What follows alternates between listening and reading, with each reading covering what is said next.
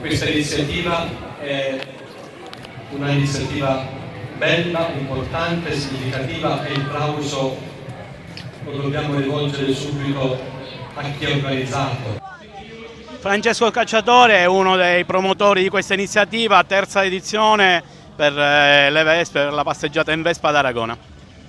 Allora, abbiamo realizzato anche quest'anno la terza passeggiata in Vespa ad Aragona. Sono stati invitati tanti Vespa Club di tutta la Sicilia. Sono tutti qua quasi presenti, aspettiamo qualche altro gruppo e andremo a fare un bel giro per le vie di Aragona, diciamo.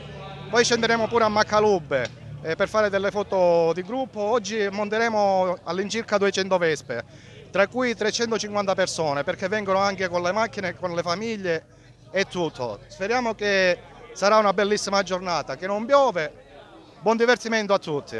Come nasce la passione per le Vespe? Quante Vespe ad Aragona?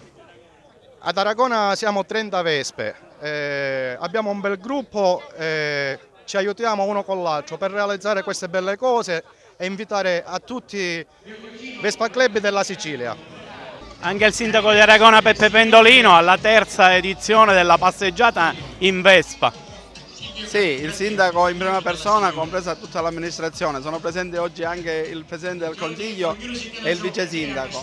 Oggi è una giornata importante, ecco, perché questi raduni sono momenti importanti, sono momenti di convivialità, quindi io voglio ringraziare tutti i partecipanti dei diversi paesi, da Canicattì a Campobello Delicato, a Porto Empedocle, a Casciatermine, a Favara.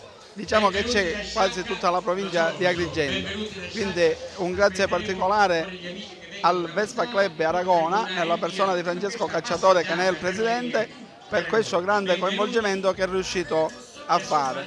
Ecco, sono momenti belli a cui l'amministrazione vuole essere vicino e vuole rappresentare, ecco, quella che è proprio l'importanza di questi raduni e di tutto quello che si fa a livello culturale, perché un paese che è vivo